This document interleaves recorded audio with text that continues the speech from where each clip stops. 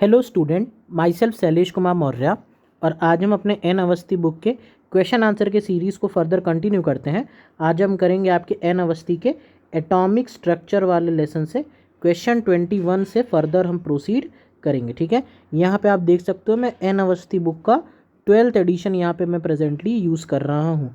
ठीक है, video start करने से पहले आपके लिए एक इम्पॉर्टेंट इन्फॉर्मेशन, अगर अभी तक आपने हमारा टेलीग्राम ग्रुप ज्वाइन नहीं किया है तो इसको आप ज्वाइन कर लो। इसमें मैं इम्पॉर्टेंट टेस्ट पेपर्स, कोचिंग के मटेरियल्स और भी क्विजेस पोस्ट करता रहता हूँ, तो ये आपके लिए काफ़ी इंपॉर्टेंट होगा। तो इसको इसीलिए आप हमारा टेलीग्राम ग्रुप को ज़रूर ज्वाइन कर लें। और अगर आपको कोई भी डाउट है तो आप मेरे से इंस्टाग्राम पे भी कनेक्ट हो सकते हैं। दोनों की लिंक मैंने आपको डिस्क्रिप्शन में दी है। आप इंस्टा पे कनेक्ट होकर कोई सा भी डाउट, कोई भी कन्फ्यूज़न आप क्लियर कर सकते हैं। ठीक है, तो आइए स्टार्ट करते हैं। पहला question, if radius of second stationary orbit is R, देख रहे हो सेकेंड ऑर्बिट का बोल रहा है रेडियस आर है, then radius of third orbit will be. तो देखो हम यहाँ पे एक छोटा सा फॉर्मूला लिखते हैं। अगर मैं radius of second orbit upon radius of third orbit का फॉर्मूला लिखूँ तो आपको पता है रेडियस का फॉर्मूला हम लगाते हैं, तो रेडियस के फॉर्मूले में 0.529 आएगा into n square by z आ जाएगा, ये वाला टर्म आ जाएगा ना, एन स्क्वेयर बाई जेड का टर्म आ जाएगा। ठीक है, तो 0.529 तो ऊपर नीचे कैंसिल हो ही जाएंगे, तो यहाँ पे बच जाएगा n2, देख रहे हो n2 का स्क्वेयर बाई जेड, जेड तो दोनों के लिए कॉमन ही है तो वो भी कैंसिल हो जाएगा, अपॉन n3 का स्क्वेयर, ये चीज़ हो जाएगी। ठीक है, R2 की वैल्यू क्वेश्चन में कितनी दे रखी है, कैपिटल R, R3 हमको बताना है। अच्छा, n2 2 यानी सेकेंड ऑर्बिट में है तो सेकेंड ऑर्बिट का 2 का स्क्वायर कितना हो जाएगा 4, यहाँ पे कितना n3 थर्ड ऑर्बिट है तो 3 का स्क्वायर 9, तो ये हो जाएगा। यानी R3 की वैल्यू क्या आ जाएगी 9/4 R आ जाएगी। यहाँ से आपको समझ में आ रहा होगा, अगर आप इसको सॉल्व करोगे तो क्या आ जाएगा R3 is equals to 9/4 R, यानी आंसर आ जाएगा 2.25 R। ठीक है, बस रेडियस का दोनों ऑर्बिट के लिए फॉर्मूला लगाना है और दोनों को डिवाइड कर देना है, आपका आंसर वहाँ पे तुरंत आ जाएगा। सभी चीज़ें कट जाएंगी, केवल क्या बचेगा एन स्क्वायर वाला टर्म बचेगा, बाकी सब चीज़ें कैंसिल हो जाएंगी। ठीक है, चलो next question, question 22, which state of beryllium 3+, ठीक है, has the same orbit radius as the ground state of hydrogen atom. तो ground state of hydrogen atom का रेडियस कितना होता है बताओ, 0.529 into n square by z करोगे तो एन स्क्वायर मतलब 1 का स्क्वायर, ठीक है, इन 1 का स्क्वायर अपॉन हाइड्रोजन के लिए जेड की वैल्यू भी कितनी होती है तो 1, ये फॉर्मूला लगा दोगे। अब यही केस लगाना है बेरिलियम के लिए, तो लगाते हैं 0.529 इंटू, हमें नहीं पता कौन सा ऑर्बिट है तो हम मान लेते हैं वो एन स्क्वायर ऑर्बिट होगा, अपॉन जेड, बेरिलियम के लिए जेड कितना होता है तो आपको पता है जेड 4 होता है, तो यहाँ पे 4 कर देंगे तो 0.529 से 0.529 कट जाएगा। इसको अगर आप सॉल्व करोगे तो क्या आ जाएगा n square is equals to 4, यानी एन इज इक्वल्स टू 2 आ जाएगा। ठीक, यानी जो सेकेंड ऑर्बिट होगा उसके लिए ये चीज़ें वैलिड हो जाएंगी। ठीक है, चलो next question, select the incorrect graph. ठीक है, यहाँ पे इनकरेक्ट ग्राफ आपको बताना है। अच्छा, इसमें यहाँ पे थोड़े से टर्म्स मिसिंग हैं तो उसको मैं बता देता हूँ। ये जो ग्राफ है यहाँ पे वेलोसिटी वर्सेस एन का कर्व है। ठीक है, यहाँ पे है वेलोसिटी वर्सेस 1/n है। ठीक है ना, ये आपको दिख रहा होगा, मैं लिख देता हूँ 1/n का कर्व है, ये है वेलोसिटी वर्सेस z का कर्व और ये है वेलोसिटी वर्सेस n का कर्व। ठीक, तो आप बताओ वेलोसिटी का जो फॉर्मूला होता है वो डायरेक्टली प्रोपोर्शनल होता है z अपॉन n के, ये वाला रूल फॉलो करता है। तो v और n में कैसा रिलेशन है, y is inversely proportional to 1/x, तो इसके लिए कैसा कर्व बनता है मेरा, रेक्टेंगुलर हाइपरबोला बनता है। तो ये देखो यहाँ पे ये तो बनाया हुआ है लेकिन यहाँ पे क्या कर दिया इसने, स्ट्रेट लाइन बना दिया जो कि गलत है, तो यही हमको इनकरेक्ट चूज़ करना था, यानी यही मेरे लिए क्या हो जाएगा, सही हो जाएगा। ठीक है, 1/n के लिए करोगे तो ऑब्वियस ही बात है 1/n के लिए करोगे तो स्ट्रेट लाइन हो जाएगा, और v और z में तो डायरेक्ट रिलेशन है तो वो स्ट्रेट लाइन आपका ग्राफ रहेगा। ठीक है, तो मेरे को लगता है आपको ये बात समझ में आ गई होगी। ठीक, नेक्स्ट क्वेश्चन, क्वेश्चन 24, ठीक, what is the frequency of revolution of electron present in second Bohr orbit of hydrogen atom. आपको क्या बताना है यहाँ पे, फ्रीक्वेंसी बतानी है इसकी, किसके लिए, किस चीज़ के लिए फ्रीक्वेंसी बतानी है, सेकेंड बोहर ऑर्बिट में कितनी फ्रीक्वेंसी होगी, आपको ये कैलकुलेट इसके अंदर करना है।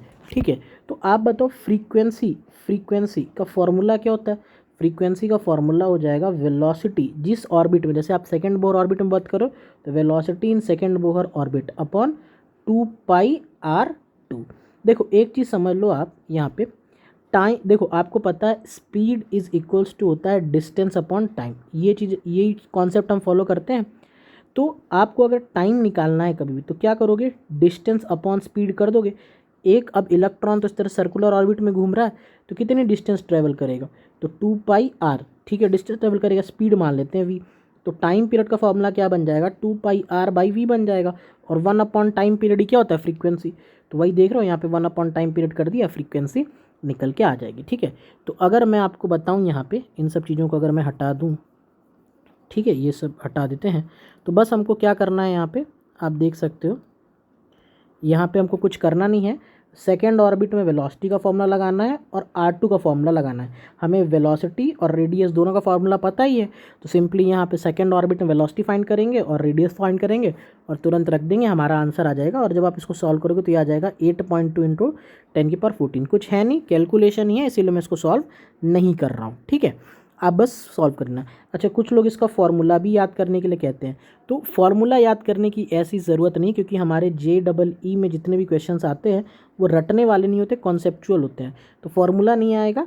और अगर कोई हार्ड एंड फास्ट क्वेश्चन आ गया तो इसी के थ्रू बेसिक मैकेनिज्म से प्रोसीड कर लेना, रटने से आप बच जाओगे। ठीक है, देखो नेक्स्ट क्वेश्चन करते हैं, क्वेश्चन 25।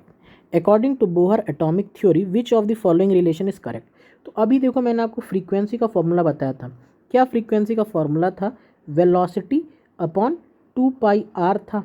ठीक, वेलोसिटी के लिए जब आप एक्सप्रेशन लिखते हो तो उसमें कौन सा एक्सप्रेशन आता है, z/n का एक्सप्रेशन आता है, और रेडियस में कौन सा एक्सप्रेशन आता है, n² का एक्सप्रेशन आता है। तो दोनों को सॉल्व कर दो तो ये z ऊपर चला जाएगा तो क्या आ जाएगा, z²/n³ का एक्सप्रेशन आ जाएगा। तो यानी फ्रीक्वेंसी किससे वेरी करती है, z²/n³ जो दे रखा है वो सही हो जाएगा। ठीक है, बाकी आप देख सकते हो बाकी एक्सप्रेशन गलत है। ठीक है, तो ये एक्सप्रेशन आपका सही है। यानी यहाँ से एक चीज़ हमको और समझ लेनी चाहिए, यानी टाइम पीरियड के लिए जो हमें समझना है, जो हमें याद करना है, ये आपको याद होना चाहिए। टाइम पीरियड जो वेरी करता है n³/z² से वेरी करता है। ठीक है, यानी time is directly proportional to n³/z²। अभी इसको हम आगे क्वेश्चन में यूज़ भी करेंगे। ठीक है, तो ये आप ध्यान रखना, बाकी तो चीज़ें आप देखोगे तो समझ में आ जाएगा। ठीक है, चलो next question, number of waves produced by an electron in one complete revolution is. तो ये ध्यान रखो कि जितने जो ऑर्बिट होगा उतनी ही वेव बनेंगी। जैसे अगर फर्स्ट ऑर्बिट है तो एक वेव बनेगी, अगर मान लो सेकेंड ऑर्बिट की बात करो, ये हो गया फर्स्ट ऑर्बिट, ये हो गया सेकेंड ऑर्बिट, तो सेकेंड ऑर्बिट होगा तो इसमें n is equals to value 2 होगी। तो जैसा ऑर्बिट उतनी वेव्स, तो इसका करेक्ट आंसर क्या हो जाएगा, n इसका करेक्ट आंसर हो जाएगा। ठीक है, next question, question 27। Which of the following statement does not form part of Bohr model of hydrogen atom. देखो ये जो लास्ट वाला इसमें एक्सप्रेशन है, the position and velocity of an electron in the orbit can not be determine simultaneously, ये तो Heisenberg uncertainty principal है। जब बोहर ने अपना मॉडल दे दिया तो उसमें कमी निकालने के लिए हाइजनबर्ग ने बताया था, आप जानते हुए होंगे, del x into del P is greater than equal to h/4π, Heisenberg uncertainty principle, जिसका मतलब ये होता है कि एट किसी पर्टिकुलर टाइम पे ना तो आप किसी एक ही टाइम पे ना तो आप डिस्प्लेसमेंट बता सकते हो, ना ही आप पोजीशन मोमेंटम बता सकते हो। तो पोजीशन और वेलोसिटी एक ही टाइम पे बताना हमारे लिए इम्पॉसिबल है। लेकिन आप तो जानते हो बोहर ने तो पूरा का पूरा वेलोसिटी कैलकुलेट करने का फॉर्मूला बता दिया, पोजीशन कैलकुलेट करने का फॉर्मूला बता दिया। तो ये जो डी वाला ऑप्शन है ये हाइजनबर्ग ने बताया था, बोहर ने नहीं बताया था। बाकी ऊपर के 3 बोहर ने बताए हुए थे, तो वो चीज़ सही हो जाएगी। ठीक है, next question, what is the separation energy for an electron present in first excited state of Be3+। First excited state का मतलब क्या है, n इज इक्वल्स टू 2 की बातें हो रही हैं। ठीक है, चलो तो एनर्जी का फॉर्मूला लगाते हैं। एनर्जी का फॉर्मूला क्या हो जाएगा, 13.6 इंटू Z²/n², यही तो बनाओगे फॉर्मूला।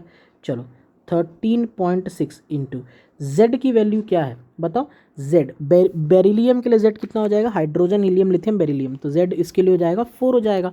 तो यहाँ पे रख दोगे 4 का स्क्वायर अपॉन 2 का स्क्वायर हो जाएगा, तो 16/4 इंटू यानी 16/4 तो 4 हो जाएगा ये, यानी इसका आंसर हो जाएगा 13.6 इंटू 4 हो जाएगा।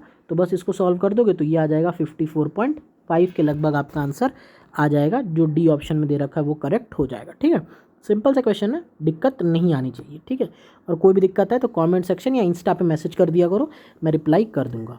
ठीक है, next question, in Bohr model for uni electron the time period of revolution तो आपको टोटल टाइम पीरियड बताना है। आपको क्या बताना है? Time period first orbit z is equal to 2। देखो यहाँ पे लिखा n कॉमा जेड हम रिप्रेजेंट कर रहे हैं, यानी पहली वैल्यू n को रिप्रेजेंट करेगी। यहाँ पे मैं लिख देता हूँ फर्स्ट वैल्यू n को, दूसरी वैल्यू z को।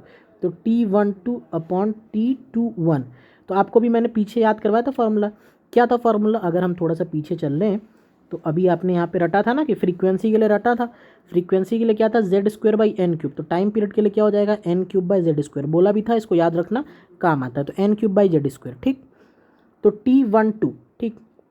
तो T12 के लिए क्या लगाओगे? 1 का यहाँ पे, ठीक है।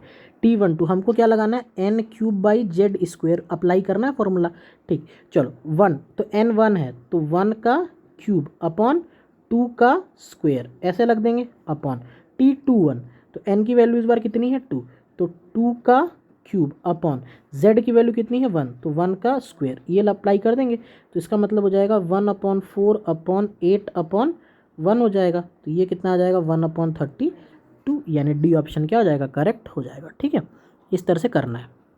Next question, question 30, which of the following is discreted in Bohr's theory. तो आपको पता होगा इसका आंसर होगा ऑप्शन डी, एंगुलर मोमेंटम, क्योंकि एंगुलर मोमेंटम क्वांटाइज होता है। MVR is equals to NH/2π। Discreted का मतलब क्या होता है? क्वांटाइज, मतलब एक फिक्स्ड वैल्यू ही ले सकता है। तो आपको पता है बोहर ने ये बताया था कि एंगुलर मोमेंटम जो होता है वो क्वांटाइज होता है। MVR is equals to NH/2π। तो इस फॉर्मूले से आपको ये बताना है। तो इसका करेक्ट आंसर क्या हो जाएगा? ऑप्शन डी इसका करेक्ट हो जाएगा, ठीक है। तो ये थे कुछ क्वेश्चन हमारे जिसमें हमने आपका कंप्लीट डिस्कशन किया, ठीक है। और अगर आपको अब वीडियो अच्छा लगा हो तो इसको लाइक और शेयर ज़रूर करना, और अभी तक चैनल को सब्सक्राइब नहीं किया है, सब्सक्राइब करके बेल नोटिफिकेशन आइकन ज़रूर प्रेस कर लेना। और अभी तक आपने हमारा अगर टेलीग्राम ग्रुप या इंस्टा पे फॉलो नहीं किया है तो फॉलो कर लो और ग्रुप को ज्वाइन कर लो, क्योंकि उससे आपको काफ़ी ज़्यादा बेनिफिट मिलेगा। So that's all for today and thank you for watching.